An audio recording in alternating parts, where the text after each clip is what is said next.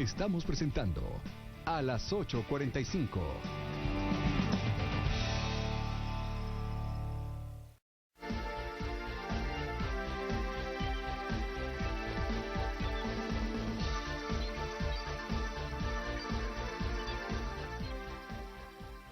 Buenas noches y bienvenidos a este jueves a las 8:45. Soy Quique Godoy y nuevamente con Claudia Méndez Arriaza. Quique, ¿cómo estás? Sigue siendo jueves de Sisi, Claudia. Sigue siendo... No, yo ya dije que me niego. Jueves de Paches, pero sigue siendo jueves. Yo soy la gran defensora del jueves de Paches y estoy segura que mis invitados, nuestros invitados acá también defienden el jueves de Paches, ¿sí o no? Así es. Yo siempre como Paches todos los jueves. Jueves es de Paches, pero también hay que hacerle justicia a la CICIG y yo creo que no es el día de la CICIG, no es la semana de la CICIG, creo que es el año de la CICIG, es el año de la CICIG. Vamos a compartir en esta primera parte del programa con Manfredo Marroquín, que nos acompaña nuevamente, es presidente de la Junta Directiva de Acción Ciudadana. Y nos acompaña también Jonathan Lemus, investigador investigador del tema de los partidos franquicias, el término que hoy salió acuñado también en ese informe de la CICIG el día de hoy. Así que bienvenidos a ambos. Gracias por estar acá. Buenas noches. Buenas noches. Y un poco detrás de cámara hablábamos sobre cómo nuestros dos invitados han acuñado desde los campos en los que trabajan dos términos que han sido determinantes y que hemos escuchado esta mañana. Jonathan lanza en el 2012 una investigación en la cual dice: hay partidos franquicia en Guatemala. Y Manfredo viene denunciando ya de varios años atrás la empresa electoral. Ha dicho el comisionado Iván Velázquez, Jonathan, que el partido franquicia simplemente es una ficha que está lista para cada evento electoral y para venderse al mejor postor. Explícanos tú, ¿qué significa eso? Sí, en efecto, esa es una de las variantes del partido franquicia. Cuando surge el concepto de partido franquicia, que como tú bien apuntabas, se da en el 2012, hace 3 años precisamente, hablábamos de que en ese momento queríamos estudiar cómo los partidos creaban sus organizaciones internas. El argumento era que los partidos, para no incurrir en esos costos de crear organizaciones, que en cualquier otro país del mundo pues los partidos crean organización territorial, en Guatemala lo que los partidos hacían era que utilizaban, digamos, la marca del partido y la cedían a líderes locales temporalmente para el tiempo de elecciones, para que estos fueran los que desarrollaran la organización y a cambio recibían la candidatura con ese partido. Básicamente la lógica detrás de este concepto es de que la política se convirtió en una cuestión transaccional.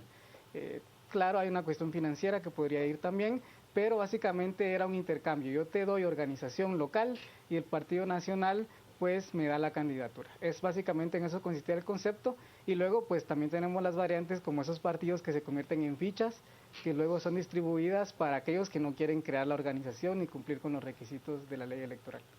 Que fue un poco parte también de lo que hablaban hoy en el informe con respecto a Café, por ejemplo, o incluso a MR, que lo estaba por utilizar Alejandro Sinibaldi.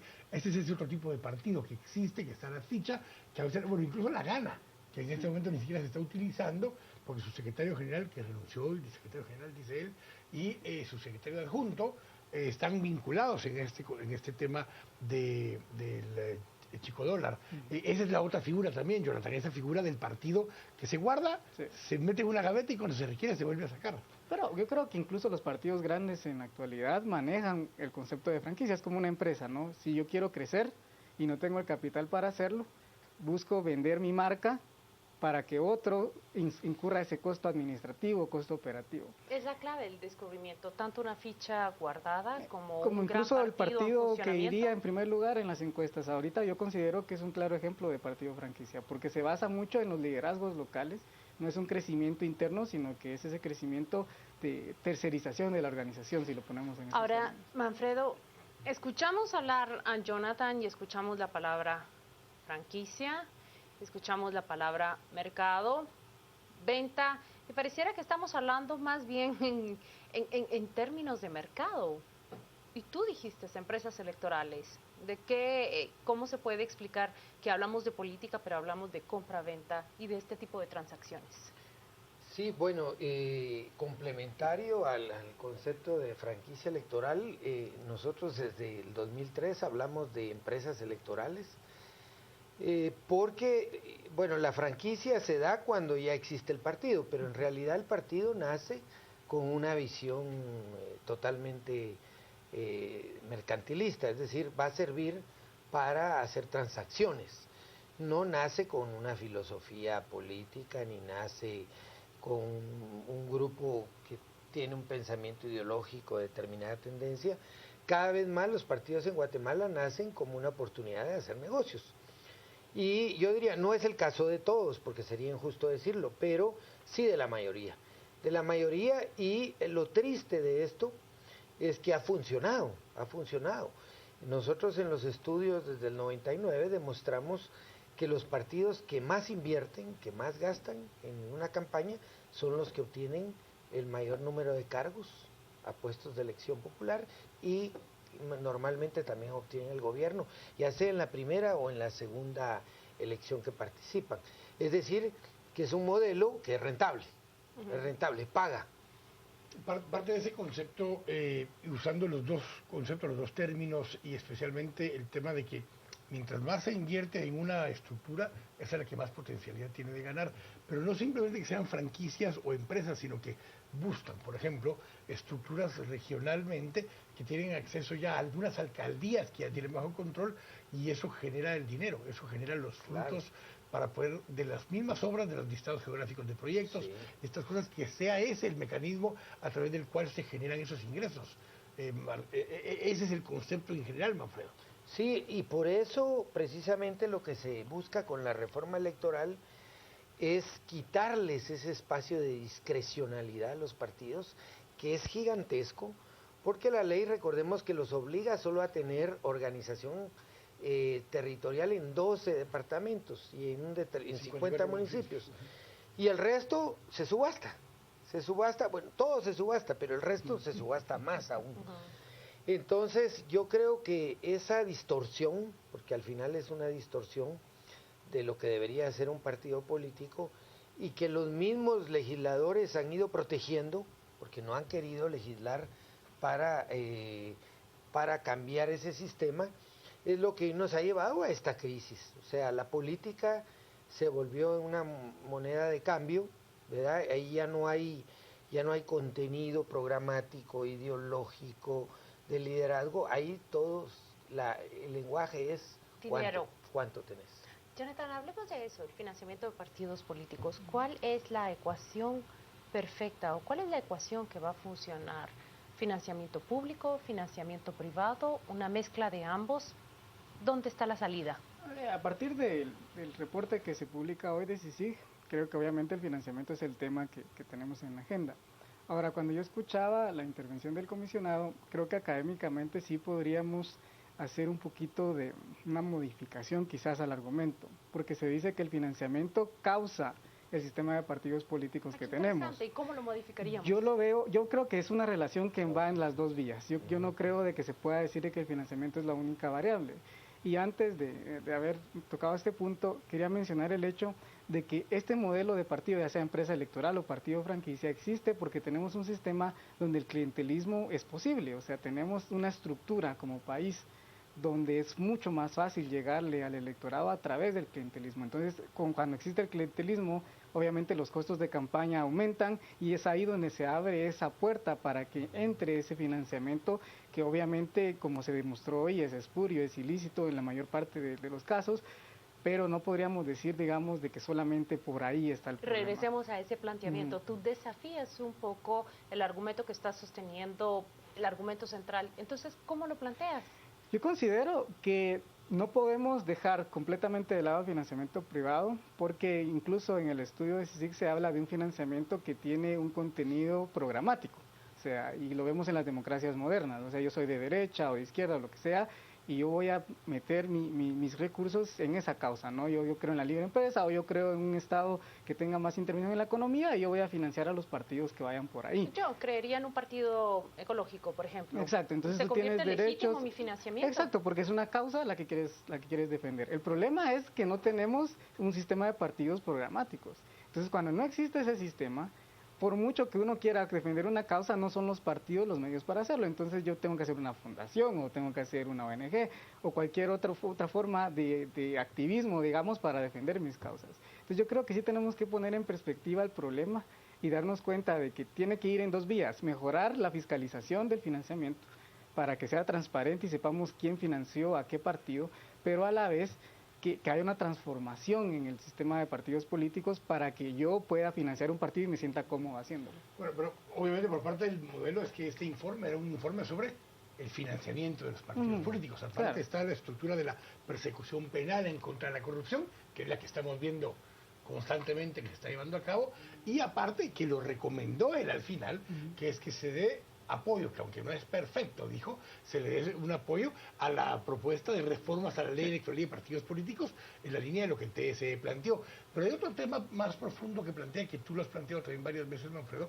es el tema de la cobertura del espacio de medios, porque un altísimo porcentaje del recurso que se utiliza para hacer campaña es obviamente en espacios de radio o de televisión principalmente, y eso absorbe un porcentaje alto del presupuesto, pero además obviamente implica que hay control, porque él habla de los infocomerciales y de mecanismos que permiten,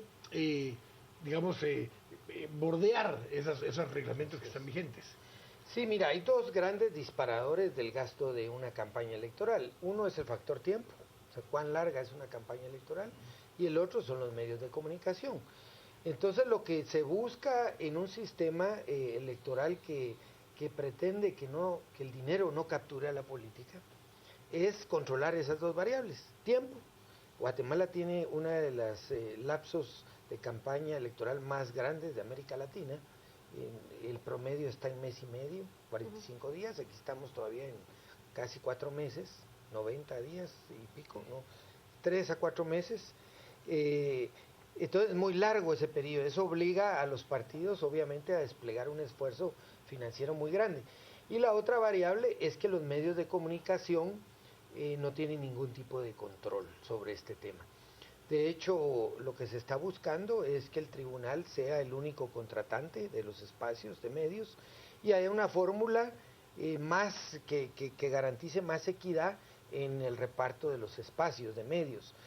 Pero evidentemente esto tiene un costo, porque Guatemala ha ido en la ruta contraria a todos los países del resto de América Latina, y es que ha ido cediendo el control de las frecuencias. Pero hay una alternativa, Manfredo, porque por ejemplo, son usufructos. Sí. Y es una legislación que se ha modificado, de hecho, 2 o 3 veces en los últimos 5 años. Entonces, podría simplemente condicionar esos usufructos para que en 45 o 60 días de campaña se otorgue una hora al Estado, en este caso el Tribunal Supremo Electoral, para que sea este el que reparte de manera equitativa y igualitaria esos tiempos en radio o en televisión, porque son frecuencias del Estado que están simplemente en usufructo a los privados. Entonces, obviamente estás cambiando la condición del usufructo, pero es que el Estado no recibe nada a cambio de esos usufructos. Exactamente, ese es el problema, y eso que tú planteas existe en los medios oficiales, sí. Pero los medios oficiales ya son prácticamente inexistentes en Guatemala. Pues que existe la TGW, Sí, no llega, y para de contar, ¿no? El canal no sé si todavía funciona. Está concedido a una organización. Entonces el Estado se ha venido despojando a sí mismo de sus propios medios. Entonces un Estado raquítico que no puede frente a los poderes privados que manejan el control de los medios. Pero aquí está Jonathan tratando de equilibrar la balanza y nos dice primeramente el financiamiento privado no es del todo, no hay que satanizar del todo el financiamiento privado, toda vez se cuente con sistemas de fiscalización y de hacerlo transparente puede ser legítimo. Ahora lanzo la pregunta, ¿hay que acortar la campaña electoral? 1, 2, ¿es la solución hacia los medios de comunicación conceder el tiempo a la autoridad que rige las elecciones? Bueno, vemos que en la legislación tenemos un tiempo de campaña de 3 meses, si no estoy mal, pero al final termina siendo de 4 años. Considero, y esa es una apreciación personal, que la solución no pasa por tener una ley prohibitiva. ¿A qué me refiero con esto? Yo creo que es un problema de sistema. Si lo vemos desde el punto de vista económico, digamos, ¿por qué necesito estar en campaña 4 años? O sea, somos seres racionales, nadie quiere gastar tanta plata realmente, o sea, ninguna persona Depende, si no te cuesta... Bueno, sí, pero aún así, sí. una persona racional trata la manera de disminuir sus costos. Ahora, la razón por la cual tenemos campañas tan largas es por esa debilidad de los partidos políticos. Cierto. Porque en una democracia moderna, un partido político dice algo de la persona. Si yo soy republicano en Estados Unidos, usted va a saber cuál es mi posición con respecto a los impuestos, con respecto al aborto, con respecto a la migración, lo que sea. Pero aquí en Guatemala, ser parte del partido A o el partido B no me dice absolutamente nada. Entonces yo tengo que gastar esos 4 años en darle a conocer a mi electorado o a todo el electorado de qué me trato, qué es lo que hay sobre mí que me tiene que hacer el próximo presidente, alcalde, lo que sea. Entonces yo creo que es un problema de sistema, para empezar. No creo que solamente por una reforma a la ley que diga se prohíbe la campaña de 4 años, pues se vaya a acabar el problema.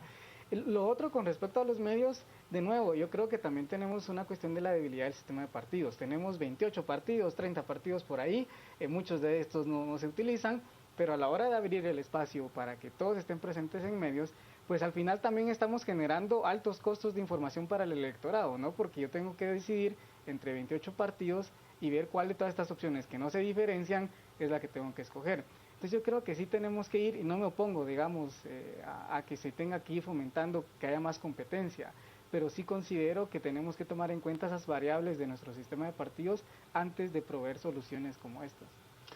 La dinámica que se da en ese caso, como decías, es que esa multiplicidad de partidos nos daría esto de que tú dices de que tienen que tener más partidos, más espacios, pero al final el tema tiene que ver con el tiro en los dos extremos. Te lo decía Manfredo, dura 4 años la campaña porque es un barril sin fondo.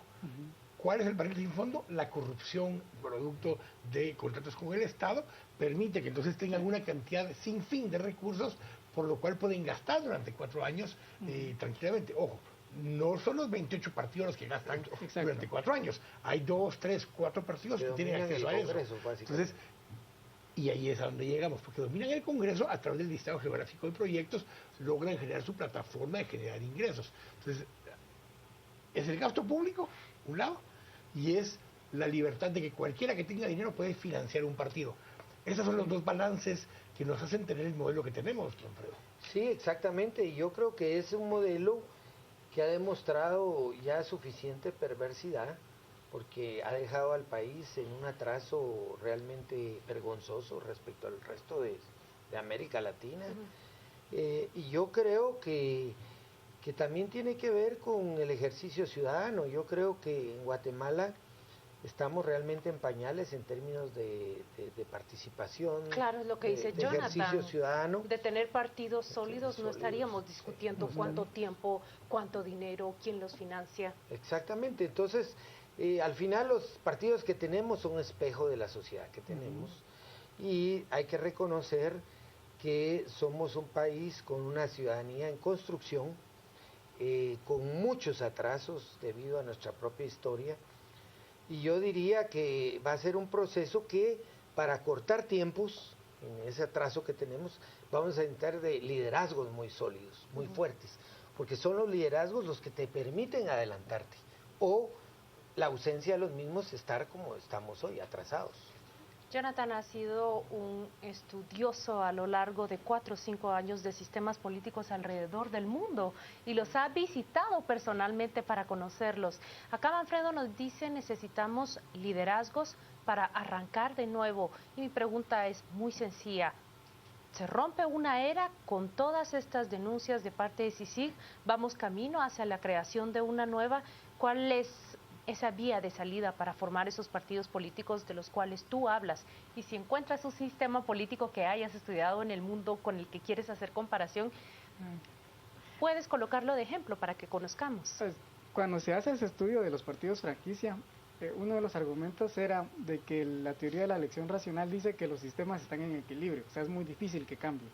Y por eso es que antes de que sucediera todo esto, todo el mundo decía, pero ¿por qué no pasa nada? ¿Por qué no nos indignamos, pero no pasa nada?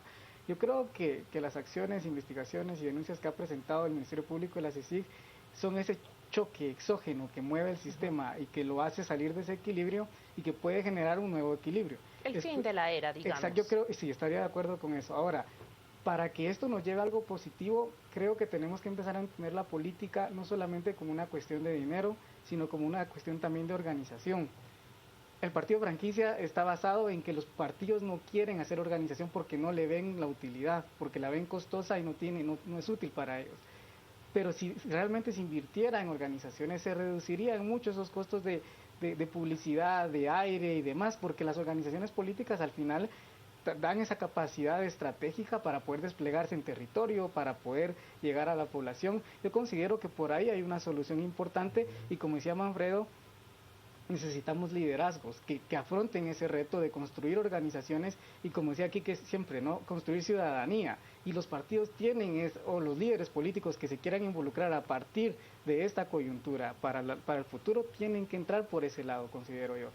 No hay ningún sistema político que tengamos que copiar. ¿Qué piensas en este momento de comparación? Yo creo que no, yo creo que Guatemala tiene que desarrollar sus propios sistemas, pero que siempre tengamos como principios generales, que sea legítimo, que sea representativo y, como les digo, que tome en cuenta a la ciudadanía desde abajo, que no sea una cuestión que el político solamente vea al ciudadano como un voto más, sino que realmente lo tome en cuenta en su toma de decisiones. Esa es parte del proceso, es parte de la información que está reflejada en ese informe, tanto el trabajo de Jonathan como el trabajo de Manfredo de Acción Ciudadana. Vamos a ver qué nos dicen las redes sociales, porque después nosotros también tendremos a Catalina Soberanis para hablar acerca del informe. Gracias, Quique. Vámonos a las redes. Nos dicen a través de las mismas, Ana María, increíble que una campaña dure 5 meses. En España la campaña para las elecciones legislativas dura 30 días. El doctor Hernández, actualmente las campañas duran 4 años, cada 4 años, lo que es totalmente abusivo y perverso. Javier, nadie hace limonada con toronjas. Primero exorcizar la cuestión pública, empezando por el Congreso. Hugo nos dice, el informe de CICIG puede ser bueno, pero queremos nombres de financistas, cantidades, partidos, cárceles, lo que dice Hugo. Nos dice también Dulce, negocio es negocio y los medios se benefician más en época electoral. Y nos dice también Giovanni, en Guatemala los políticos desaparecieron, ahora son comerciantes, los réditos son mejores. Este será el tema que estaremos tratando esta noche también a las 10 p.m. Desde ya le doy a conocer que usaremos el hashtag financiamiento CICIG como nuestro hashtag de la noche. Vamos a la pausa. Tenemos un segundo tema de entrevista a las 8:45.